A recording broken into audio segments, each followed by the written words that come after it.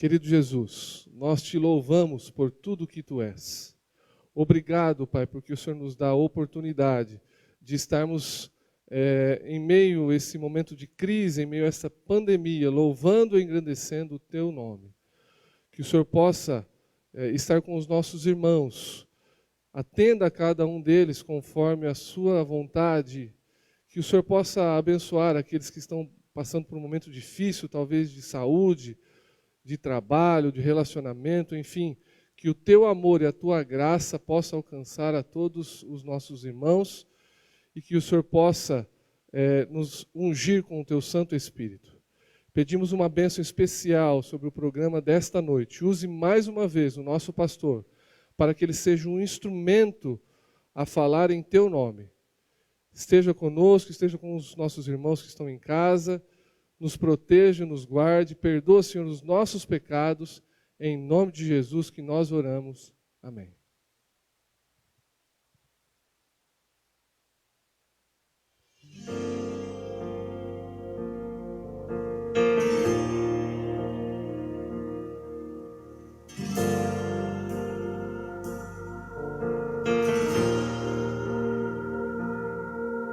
Preciso tanto de ti,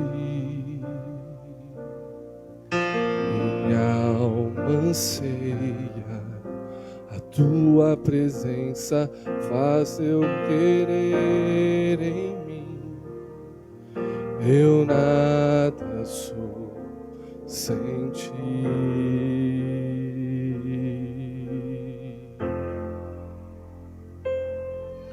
Minha vida te entreguei, rendido estou a tua vontade, faz teu querer em mim. Estou em tuas mãos.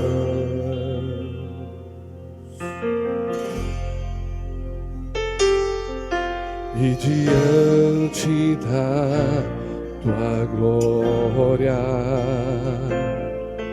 meu desejo é te adorar. Molda-me, transforma-me, quero ser semelhante a ti. Que o meu viver e tudo em mim reflita a tua glória, Senhor. Tu és o meu Deus, eu sou teu Senhor.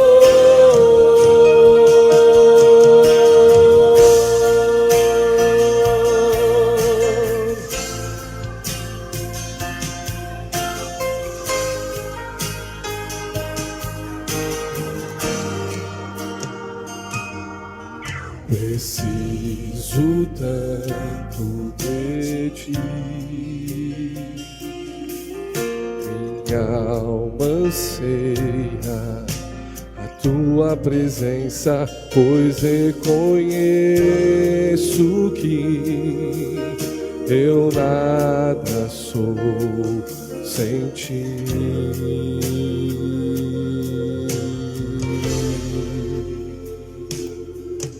E diante da tua glória, minha desejo é te adorar. Molda-me, transforma-me, quero ser semelhante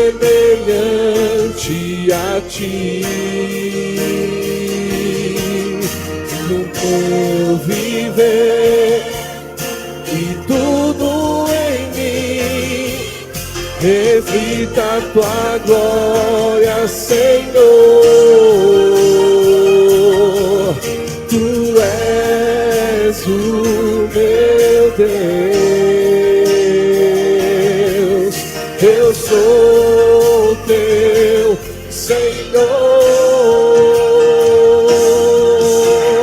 Molda-me, transforma-me, quero ser semelhante a ti. Que o meu viver e tudo em mim reflita a tua glória, Senhor. Tu és o meu Deus, eu sou teu Senhor.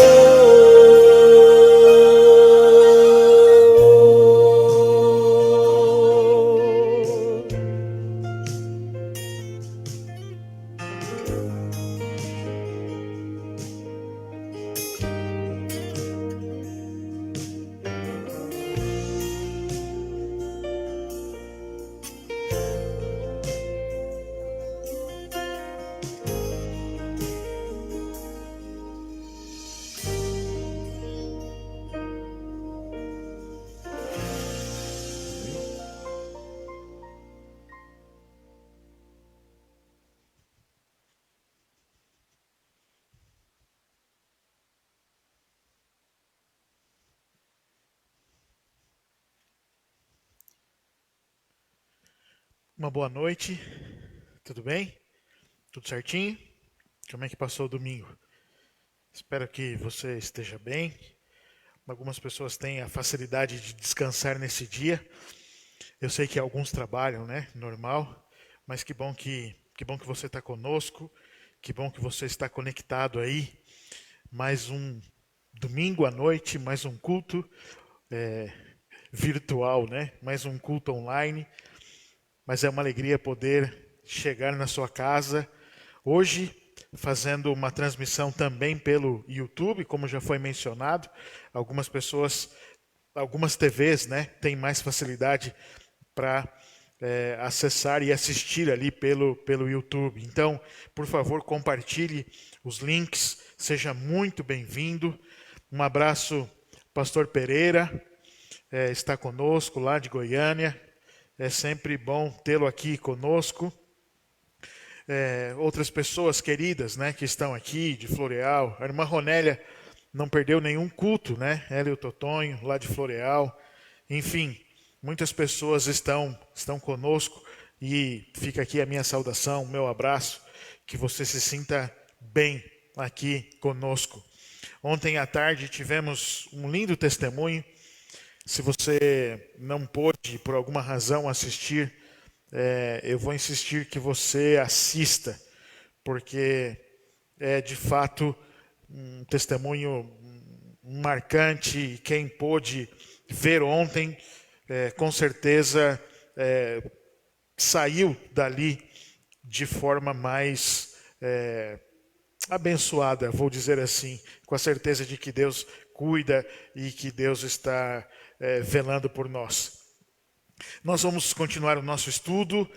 Nós chegamos no capítulo 11. Eu mencionei a semana passada que o capítulo 10 e o capítulo 11 do livro do Apocalipse, junto com Daniel, capítulo 11, talvez sejam os capítulos da Bíblia mais difíceis. Talvez sejam os capítulos mais difíceis, mas mesmo assim, nós temos muito material escrito, nós temos muita informação e é possível, mesmo sendo textos difíceis, é possível ainda assim uma compreensão, um estudo. E hoje então nós vamos estudar Apocalipse capítulo 11. E eu vou convidar você a abrir a sua Bíblia, se você puder, se você estiver olhando no seu celular, enfim. Mas se você puder, é importante que você leia comigo o capítulo 11. Nós vamos ler todo o capítulo e aí então depois nós vamos, de forma mais cuidadosa, tratar dos pormenores, de alguns detalhes desse capítulo que é tão emblemático. E há uma transição agora. Quando nós voltarmos a semana que vem para estudar o capítulo 12, você vai ver que houve uma transição. Muda um pouco o cenário e as profecias, elas têm que ver mais com as coisas que estão no futuro ainda. Mas nós vamos caminhando, vamos estudar, vamos abranger aí todo o livro do Apocalipse. Bom, tá comigo? Já abriu sua Bíblia? Tudo certinho aí? Animado? Vamos ler o texto então? Capítulo 11, a partir do verso 1, diz o seguinte: foi-me dado um caniço semelhante a uma vara, e também me foi dito: levante-se e vá medir o santuário de Deus, o altar e os que adoram no santuário.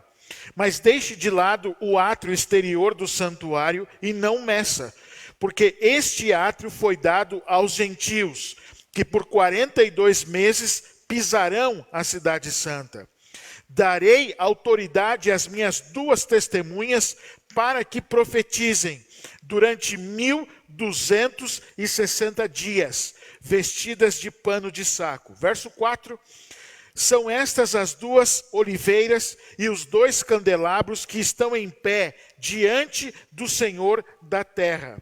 Se alguém pretende causar-lhes dano, da boca dessas testemunhas sai fogo e devora os inimigos. Sim, se alguém pretender causar-lhes dano, certamente deve morrer. Elas têm autoridade para fechar o céu, para que não chova durante os dias em que profetizarem. Têm autoridade também sobre as águas, para transformá-las em sangue, bem como para ferir a terra com todo o tipo de flagelos, tantas vezes quantas quiserem. Quando tiverem então concluído o testemunho que devem dar, a besta que surge do abismo fará guerra contra elas. Olha que interessante. Presta bem atenção nessa parte. A besta que surge do abismo fará guerra contra elas. A besta vencerá e matará as testemunhas. Guarda essa informação. Os seus cadáveres ficarão estirados na praça da grande cidade, que espiritualmente se chama Sodoma e Egito, onde também o seu Senhor foi crucificado. Verso 9. Então, muitos dentre os povos, tribos, línguas e nações contemplarão os cadáveres das 2 testemunhas por 3 dias e meio e não permitirão que esses cadáveres sejam sepultados. Os que habitam sobre a terra se alegrarão por causa da morte dessas 2 testemunhas. Realizarão festas e enviarão presentes uns aos outros, porque esses 2 profetas atormentaram os que moram sobre a terra. Verso 11. Olha o que diz o verso 11. Mas depois dos 3 dias e meio, entrou neles um espírito de vida vindo da parte de Deus. E eles ergueram sobre os pés, e aqueles que os viram ficaram com muito medo. E as 2 testemunhas ouviram uma voz forte vinda do céu, dizendo-lhes: subam para cá. E subiram ao céu numa nuvem, e os seus inimigos as contemplaram. Naquela hora houve grande terremoto, e ruiu a 10ª parte da cidade. Nesse terremoto morreram 7.000 pessoas.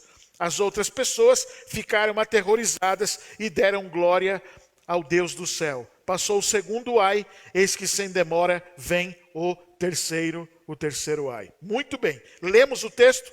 É um texto, como a gente tem falado aqui, muita simbologia.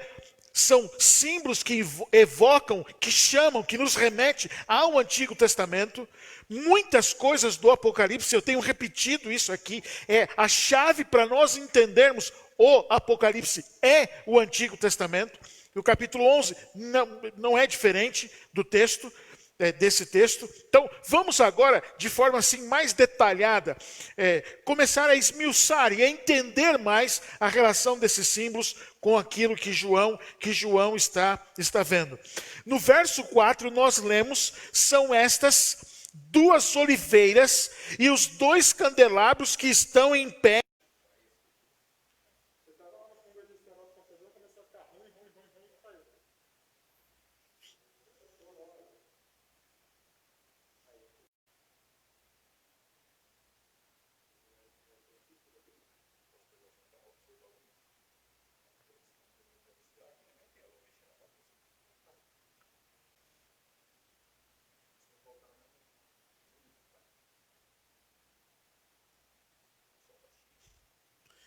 Voltamos. Tudo bem aí? Nós tivemos um problema com a nossa internet aqui, que travou e caiu tudo. Então nós tivemos que reiniciar tudo para continuarmos aqui. Mas por favor, não saia. Se você saiu, volte. Chame aí as pessoas. Por favor, não saia. Nós estamos estudando Daniel capítulo 11 e continue aqui conosco, continue chamando as pessoas. Agora é a hora que você tem que trabalhar com a gente. Compartilhar o link de novo, convidar as pessoas de novo, para que elas tenham acesso e consigam continuar assistindo aqui a nossa transmissão, a nossa live. Eu estava falando justamente sobre as duas testemunhas, que agora João faz uma referência à visão de Zacarias, comparando essas duas testemunhas ao sumo sacerdote Josué e também ao governante da Judéia pós-exílio Zorobabel. Mas se você continuar lendo o texto, ele faz agora uma outra comparação. Ele retrata essas duas testemunhas como sendo Elias e como sendo Moisés. E eu quero ler com você, de novo, o verso 6. O verso 6 diz o seguinte: elas têm autoridade para fechar o céu, para que não chova durante os dias que profetizem. Têm autoridade também sobre as águas, para transformá-las em sangue, bem como para ferir a terra com todo tipo de flagelos, tantas vezes quantas quiserem. Então, olha só, ele faz agora uma comparação, e alguém vai dizer, mas pastor, ele não mencionou o nome de Elias, muito menos o nome de Moisés. De fato, ele não menciona o nome, porém, ele menciona os eventos que esses homens participaram. Se alguém pretende, diz o texto, nós já lemos aqui, Elias fechou o céu para que não chovesse por 3 anos e meio, equivalentes na profecia, usando o princípio dia e ano, 1260 dias, e fez cair fogo do céu sobre os soldados que foram prendê-lo. Aliás, é um detalhe, eu não sei se nós falamos muito do sacrifício de Elias, quando desce fogo do céu e consome ali o altar, mas não foi a única vez. Por 2 vezes, Elias clamou a Deus e desceu fogo do céu para destruir 50 soldados que tentavam prendê-lo. Então, ele está fazendo referência ao evento, e é lógico, ao profeta. De maneira semelhante, as duas testemunhas mandam fogo de suas bocas sobre os inimigos e fecham os céus para que não chova durante 1260 dias, ou 3 anos e meio. E assim como Moisés transformou a água em sangue e feriu a terra do Egito com toda a sorte de pragas, as duas testemunhas também têm autoridade para transformar a água em sangue, ferir a terra com pragas. Está percebendo a semelhança? Está vendo? Como ele está jogando elementos lá do Antigo Testamento. E quando a gente lê o Antigo Testamento, fica muito mais fácil a compreensão desses textos. Agora, a pergunta que não quer calar. Pastor, quem exatamente são essas duas testemunhas? Afinal, quem exatamente elas são, essas duas testemunhas? Estudiosos apontam para 2 aspectos. E agora eu quero a sua atenção. Primeiro aspecto. As duas testemunhas, elas são o Antigo e o Novo Testamento. Tudo certo? Está comigo? As duas testemunhas são o Antigo e também o Novo Testamento. Mas também são o povo de Deus, que testemunha da veracidade da Bíblia e do Evangelho para o mundo. Olha o que diz Ranko Stefanovic, olha o que ele diz no livro. Ele diz o seguinte: talvez seja também apropriado ver as duas testemunhas como o povo do Senhor em seu papel, lembra, real e sacerdotal, referência a Josué, referência a Zorobabel, pregando a Bíblia como a palavra de Deus. Ainda, segundo ele, Ranko Stefanovic, é por causa de sua fidelidade à Bíblia que o povo do Senhor sofreu ao longo da Idade Média, durante o período profético dos 1260 dias ou 42 meses proféticos. Então, quem são as duas testemunhas? Antigo Testamento, Novo Testamento, povo fiel de Deus que pregou as verdades da palavra de Deus. E agora, lendo o livro Grande Conflito, preste bem atenção no que Ellen White disse. Estou lendo para você o livro Grande Conflito, página 267. As duas testemunhas representam as escrituras do Antigo e Novo Testamentos. Até aí, vamos lá, nenhuma novidade. Ambos são importantes testemunhas quanto à origem e perpetuidade da lei de Deus. Ambos, Antigo e Novo, são também testemunhas do plano da salvação. Quando a Bíblia foi proscrita ou rejeitada pela autoridade religiosa e secular, quando o seu testemunho foi pervertido, fazendo homens e demônios todos os esforços para descobrir como desviar da mesma o espírito do povo, quando os que ousavam proclamar suas sagradas verdades eram perseguidos, traídos, torturados, sepultados nas celas das masmorras, martirizados por sua fé, ou obrigados a fugir para a fortaleza das montanhas e para as covas e cavernas da terra, então profetizavam as fiéis testemunhas vestidas de saco. Contudo, continuaram com seu testemunho por todo o período dos 1260 anos profético.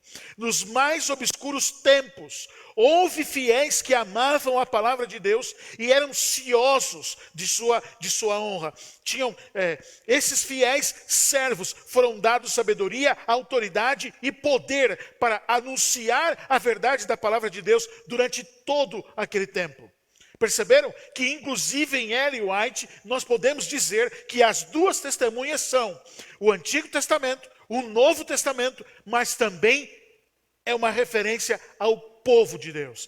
Que durante esse período em que houve perseguição religiosa, durante esse período em que a Bíblia foi tirada da mão das pessoas, o acesso à Bíblia foi dificultado, estas pessoas, através do seu testemunho fiel às Escrituras, testemunharam e foram testemunhas.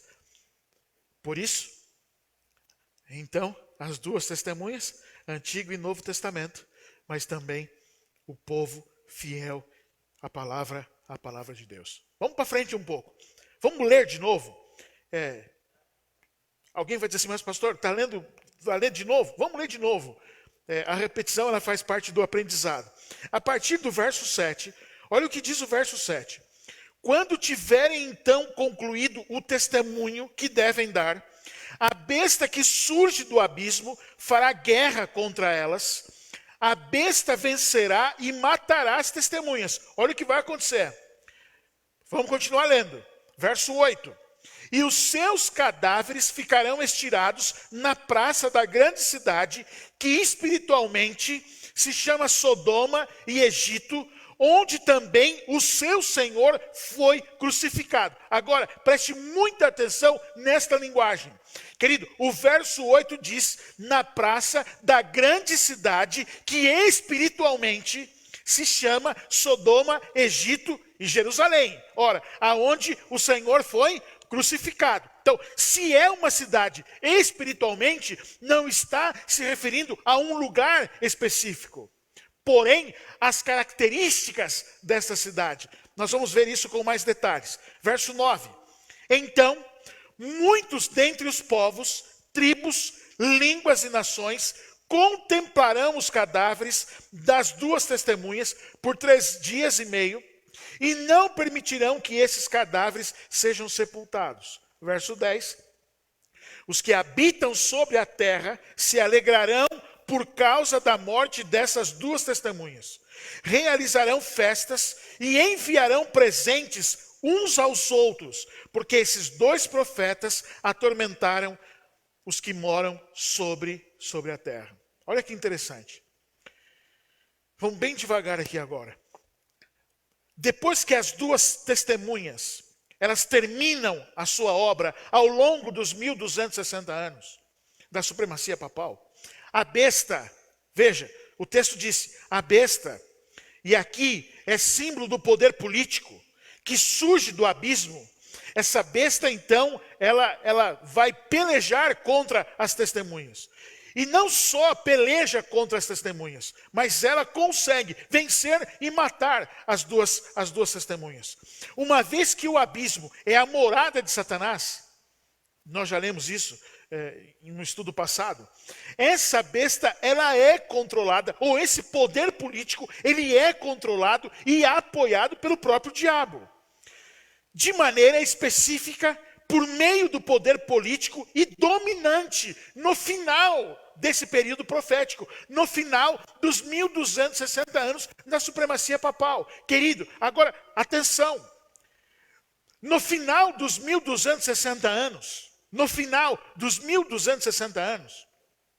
um poder político está querendo dominar o mundo, está em evidência. Nós vamos aos detalhes, olha só. Os adventistas do sétimo dia identificam a morte das duas testemunhas como o ataque ateísta ao Antigo e ao Novo Testamento e a abolição da religião durante a Revolução Francesa. Isso se dá exatamente no final do período dos 1260 anos da supremacia papal. Vamos devagar, olha só. A oposição à Igreja Católica era parte integral das causas defendidas na Revolução Francesa. E esse anticlericalismo, ele se solidifica na política governamental oficial a partir de 1792. Quando a Primeira República Francesa, então, se estabelece, é declarada.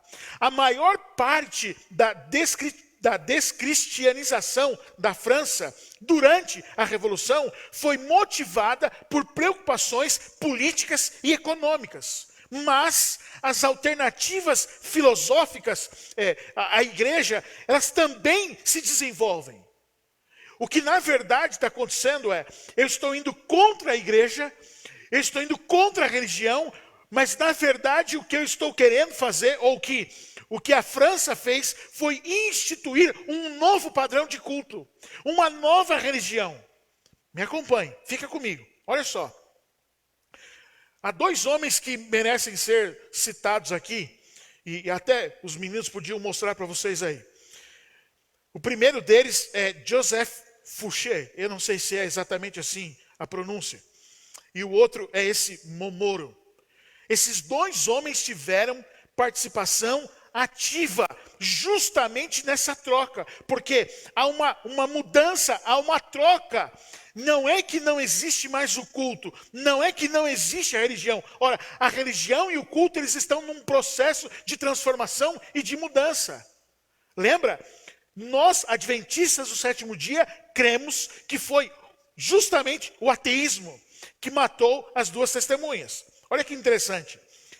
O próximo slide mostra fotos da Catedral da Nossa Senhora de Estrasburgo.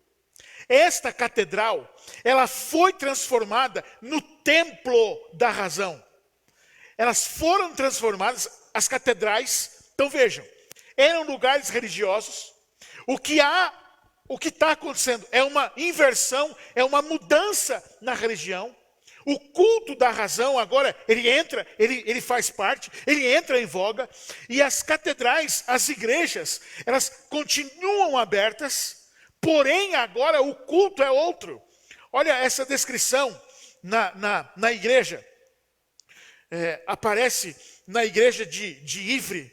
Olha só o que eles colocaram na fachada da igreja. Templo da razão e da filosofia. Templo da razão e da filosofia. Então, perceberam que há uma mudança. Quer dizer, há um novo estilo, há uma nova forma de religião. O culto da razão. O culto da razão era explicitamente antropocêntrico, ou seja, o homem era o centro. Se quando eu entrava nessas catedrais, e veja, as catedrais, as igrejas, elas foram construídas justamente com essa ideia, elas são grandes, elas são gigantes, e toda essa impressão de grandeza era para que quando o adorador, quando a pessoa entrasse na igreja, ele se sentisse diminuído. Essa era a função. Agora, veja, há uma mudança agora.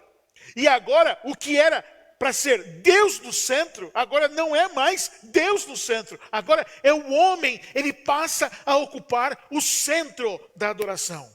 O objetivo era a perfeição da humanidade através da realização da verdade, liberdade. E seu princípio orientador para esse objetivo era o exercício da faculdade da razão humana. O culto da razão. Apesar do ateísmo estar no centro do culto, definiu-se com mais do que uma mera rejeição aos deuses ou a Deus. Na forma de religião convencional, se incentivou atos de adoração congregacionais à razão. Olha o que está acontecendo, uma mudança. O culto promovia frequentes exibições de devoção ao ideal da razão. A distinção cuidadosa sempre foi traçada entre o respeito racional da razão e da veneração de um ídolo. Um desses homens que você viu aí, Mormoro, ele explicou: liberdade, razão e verdade são coisas abstratas. Se são coisas abstratas, elas não podem ser deuses. E ele explica, na verdade, liberdade, verdade, razão são partes do próprio homem, a quem eles agora cultuam. Quer dizer, eu não preciso mais da Bíblia, eu não preciso mais da fé, eu não preciso mais da testemunha fiel. Ora, eu apenas agora valorizo o quê? A razão. É o culto da razão. A religião da humanidade, se é que a gente pode usar esta expressão, e esta expressão ela é cunhada justamente por Augusto Comte, que em 1854, ele procura estabelecer as bases de uma completa espiritualidade humana sem elementos sobrenaturais ou sem elementos extra-humanos. Ou seja, nós estamos criando uma nova religião. A religião que estamos criando é a religião do homem, da humanidade, e esta religião não pode ter nada sobrenatural, esta religião não pode ter nada extra-humano. Esse tipo, ou essa religião da humanidade, também ficou conhecida como positivismo religioso. E pasmem, vai aparecer aí na sua tela. Você pode procurar na internet, depois você vai ver. Há pelo menos 2 templos. E eu quero mostrar para você. O de cima, em Porto Alegre, no Brasil. Ou seja, essa religião da humanidade, esse positivismo religioso, ele continua. Inclusive aqui. Então, a igreja de cima é um templo em Porto Alegre. A igreja, o templo de baixo, a igreja desse positivismo religioso no Rio de Janeiro. Querido, essa ideia, ela perpetuou, ela foi perpetuada e até hoje nós temos essas igrejas por aí. O verso 8 disse que as 2 testemunhas, elas seriam expostas na praça da grande cidade. Grande cidade no contexto geral do livro do Apocalipse é uma referência à Babilônia. Babilônia apostatada. Só que agora aqui, a grande cidade, aqui no capítulo 11, é um território governado pela besta que vem do abismo. Pela besta que vem do abismo. Esse território tem as características espirituais de grandes cidades bíblicas, que no passado elas foram opositoras ao poder de Deus. Possui a maldade e a degradação moral de Sodoma, a arrogância ateísta do Egito e a rebelião de Jerusalém.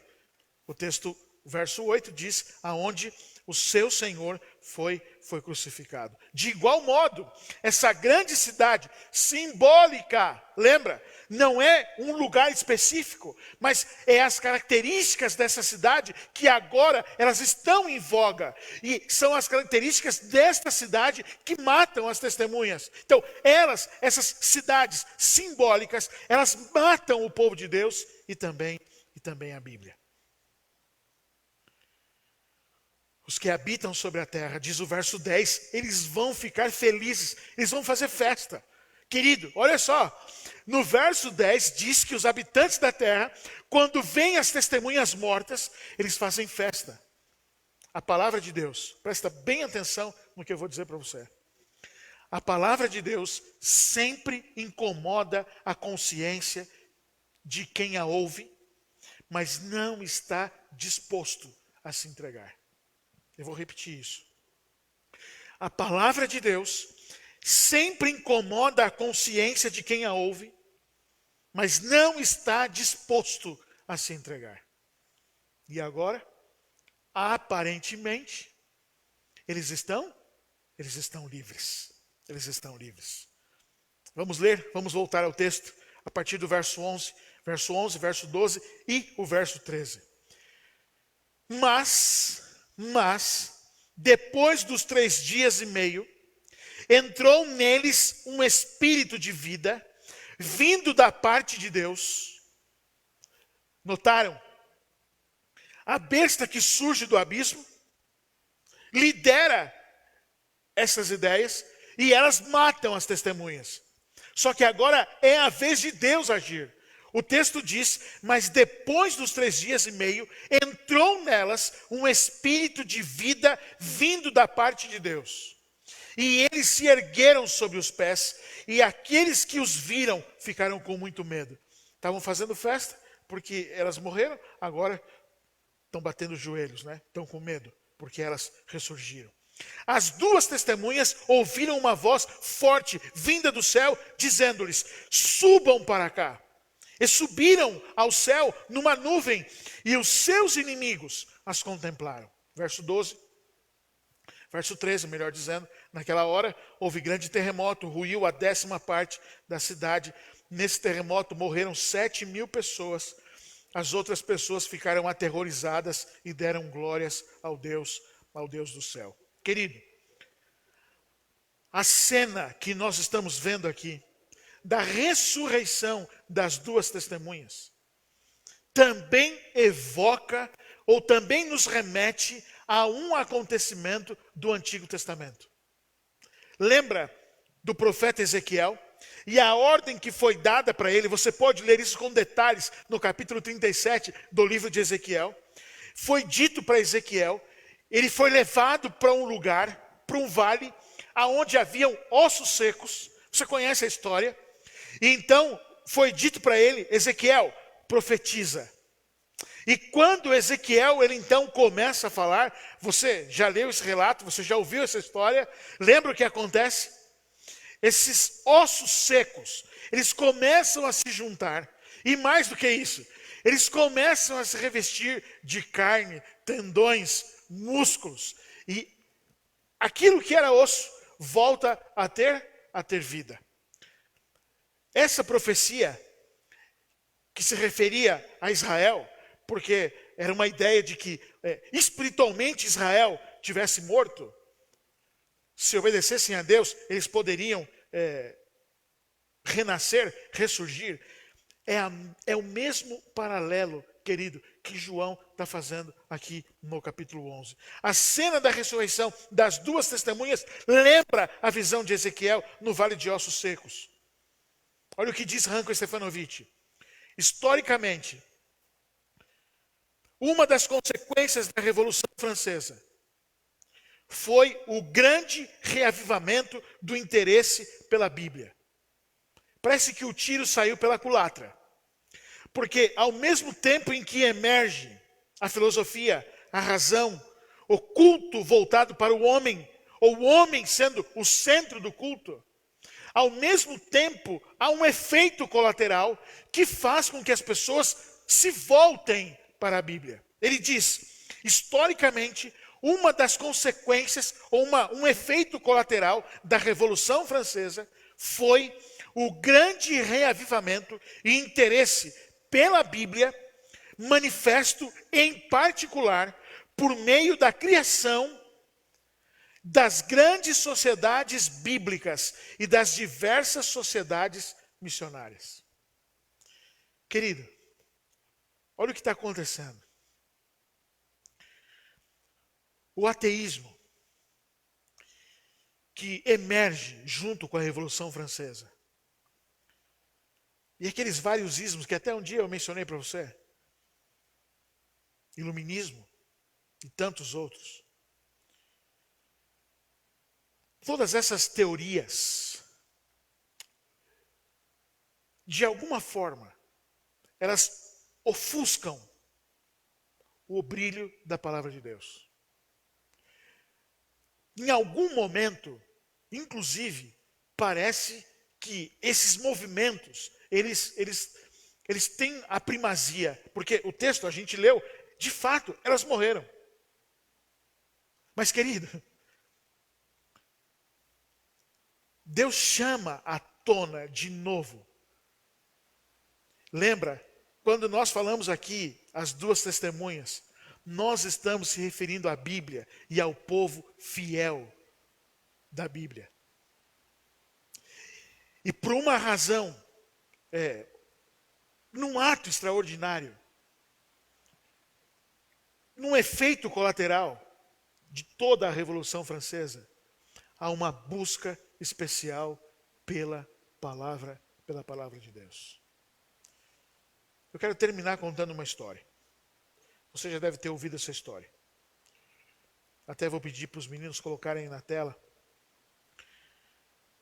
Você vai ver aí na primeira foto, uma foto de Mary Jones, já na sua fase adulta.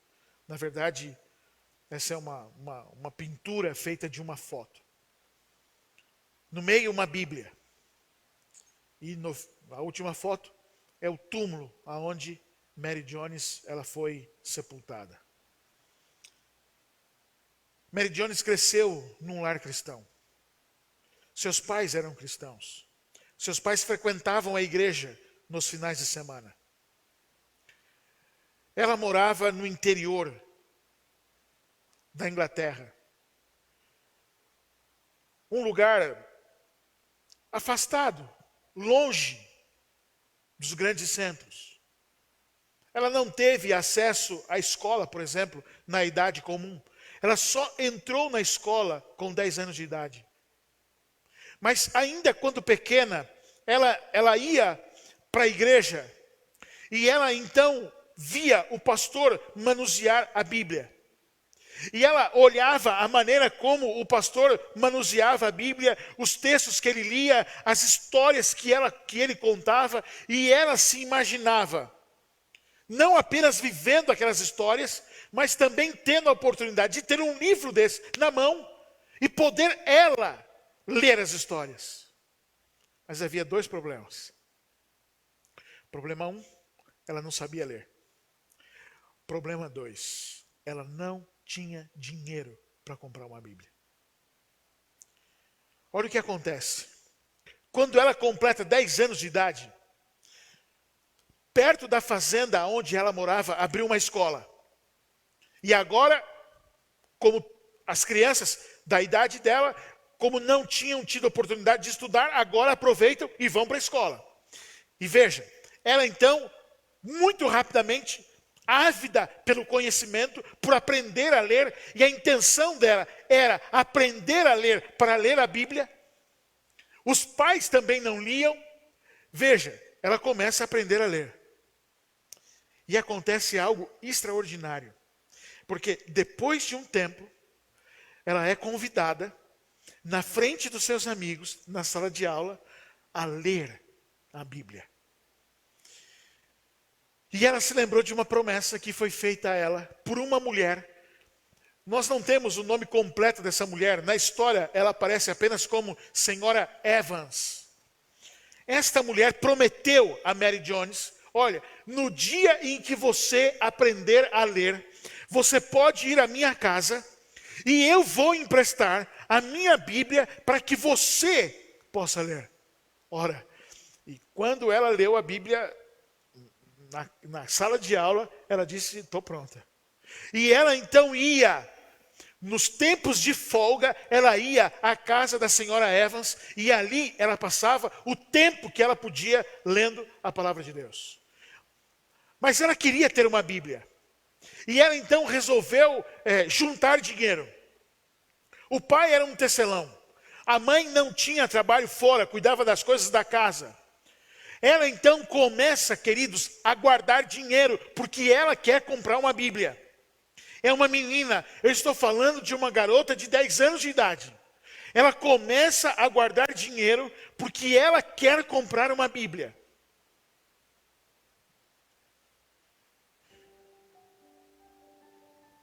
Hoje a gente tem Bíblia de graça. Eu lembro quando saiu a Bíblia Nova Versão Internacional. Eu comprei um exemplar dessa Bíblia por R$1. R$1. Sabe quantos anos ela juntou dinheiro para comprar essa Bíblia?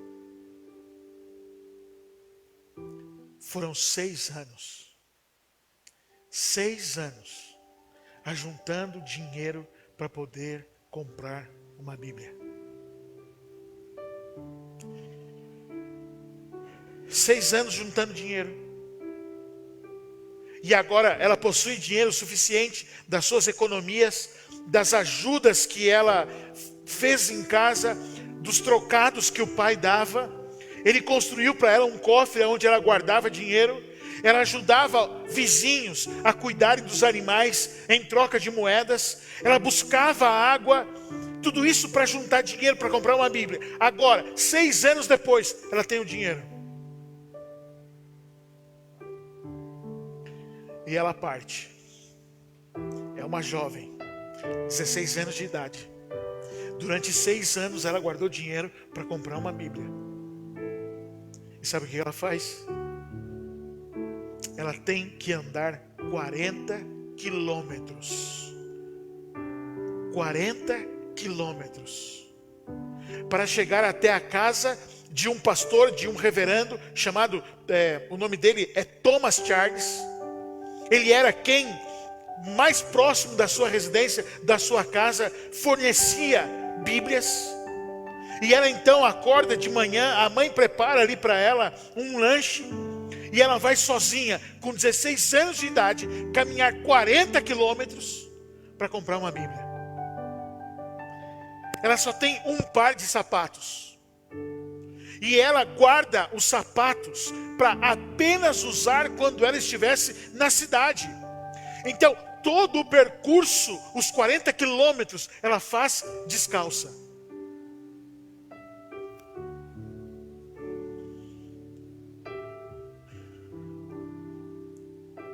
As cidades, as estradas, não eram como hoje. Você consegue imaginar o pé de uma menina de 16 anos, andando 40 quilômetros? E diz a história que ela fez isso num único dia. Quando o sol estava se pondo, ela então chega à casa do reverendo Thomas Charles.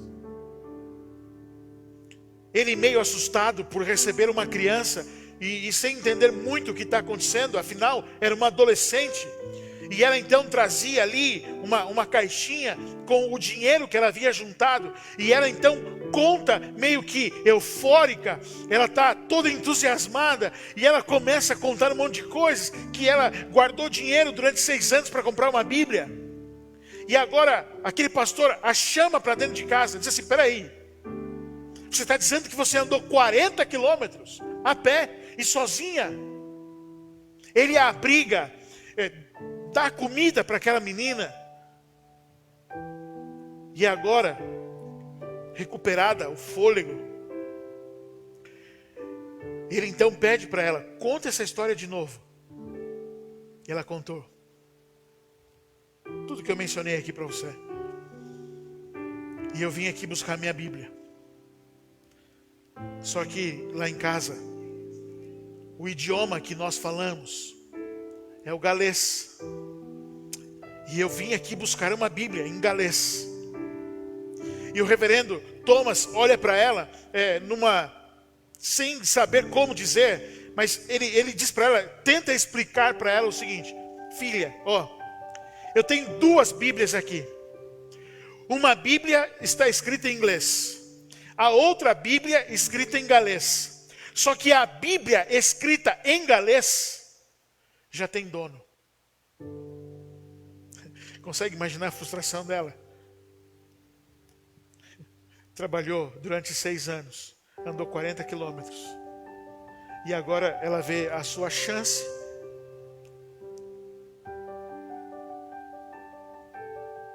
dissolver, passar.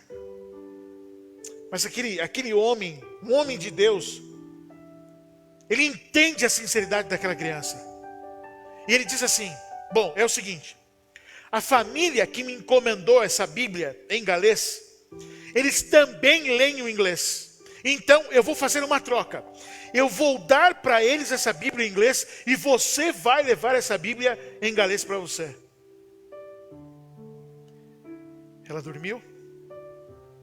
No outro dia cedo, depois de comer ali um bom de jejum, ela volta para casa, levando debaixo dos braços a coisa mais preciosa da sua vida. A palavra de Deus. Querido, por causa do esforço dessa menina, no dia 7 de março de 1804, é fundada na Inglaterra a primeira sociedade bíblica do mundo. E por quê? Por quê? Porque aquele homem entendeu que as pessoas não deveriam se sacrificar tanto assim para ter acesso a uma Bíblia. Em 1808, chega ao Brasil o primeiro carregamento de Bíblias em português. Eram apenas o Novo Testamento. Em 1808. E querido, muito tempo depois, foi só em 1948 que é fundado no Brasil a Sociedade Bíblica Brasileira. As 2 testemunhas, a palavra de Deus, o povo fiel de Deus, foi perseguido e morto. Mas pelo poder de Deus, eles reviveram. Querido, olha o que está escrito no túmulo de Mary Jones. No túmulo dela está escrito: em memória de Mary Jones, que em 1800, com a idade de 16 anos, andou daqui para Bala é o nome da cidade, para adquirir do reverendo Thomas Charles uma cópia da Bíblia em galês. Este incidente foi a ocasião da formação da Sociedade Bíblica Britânica e Estrangeira. E hoje há um memorial. Esse túmulo, ele está no lugar da propriedade aonde os seus pais moravam. E hoje é um lugar turístico. Querido, olha que interessante. Do mesmo jeito, a história vai se repetir. A Bíblia de Deus será atacada, o povo de Deus será atacado, o povo de Deus será perseguido, a Bíblia será perseguida. Mas eu quero dizer para você uma coisa: vale a pena ser fiel à palavra de Deus. Porque mesmo que ele disse isso para Maria e para Marta, as irmãs de Lázaro. Mesmo que alguém morra, lembra da história? Se crer em mim, vai voltar à vida. E eu quero desafiar você hoje. Quero desafiar você a permanecer fiel à palavra de Deus. Eu quero desafiar você a estudar a Bíblia todos os dias. Eu quero desafiar você a ler a Bíblia todos os dias, a passar tempo lendo a palavra de Deus. E viver à altura daquilo que você conhece da palavra de Deus. Você aceita esse desafio? Você aceita esse desafio, pastor? Eu tenho negligenciado a Bíblia. Afinal, quantas Bíblias você tem na sua casa? Quantas? Eu devo ter mais de 20 Bíblias em casa. E talvez pela facilidade e pela quantidade de Bíblias que nós temos, nós não damos o valor que aquela jovem, aquela menina, Mary Jones, deu. Mas, querido, vai chegar um momento em que nós não teremos mais acesso à palavra de Deus. E sabe o que vai nos confortar? Aquilo que nós aprendemos dela. Por isso o desafio de você gastar tempo lendo a palavra de Deus. Aceita esse desafio? Quer ser fiel à palavra de Deus? Escreva aqui para mim. Pastor, eu quero ser fiel à palavra de Deus. Escreve para mim.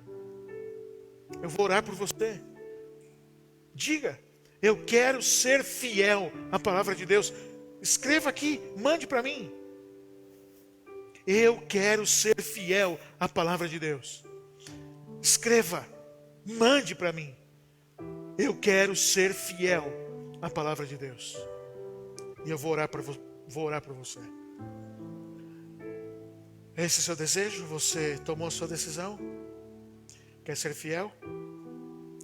Você pode se colocar em pé? Está debaixo da coberta? Nem está mais tão frio assim, vai. Levanta aí. Reúne sua família. Não está todo mundo junto com você? Vai buscar. Está fazendo outra coisa agora? Tem outras pessoas na sua casa fazendo outras coisas agora? Chama eles. Meu irmão, desliga a televisão. A não ser que você está no YouTube assistindo a transmissão. Reúne a sua família. E diga para eles que você tomou uma decisão de ser fiel à Bíblia. Faça isso. Eu quero orar por você. E que nós, nesse tempo que nós temos ainda, que nós tenhamos a sensibilidade, a vontade de estudar a palavra de Deus e se preparar para esses últimos acontecimentos. Está em pé? Está com a sua família? Declarou a sua fidelidade à palavra de Deus? Feche os seus olhos. Eu vou orar por você.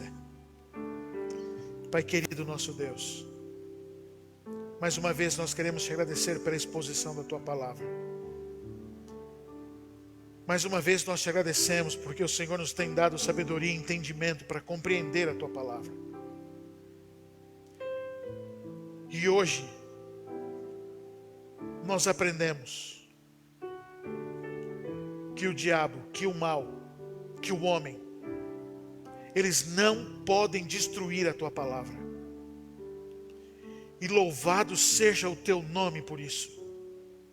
Porque durante os séculos, o Senhor tem preservado a tua palavra, para que nós vivamos consciente das coisas que estão acontecendo e que nos esperam no futuro.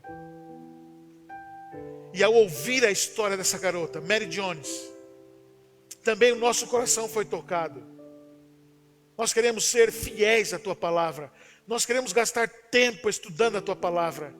Queremos aprender o máximo da tua palavra. guardar no coração, como diz o salmista, para não pecar contra ti. Por favor, Pai, toma cada um de nós nas tuas mãos. Abençoe a cada um de nós, a cada lar, cada família reunida nesse momento, declarando fidelidade à tua palavra. Cuida de cada um. Nos dê uma semana feliz ao teu lado. Lute as nossas batalhas. Conceda a vitória a cada um de nós. Que vejamos o poder, o teu poder se manifestando na nossa vida. E nos mantém firmes nos teus caminhos. É a bênção que nós suplicamos. No nome de Jesus. Amém, Senhor Deus. Amém.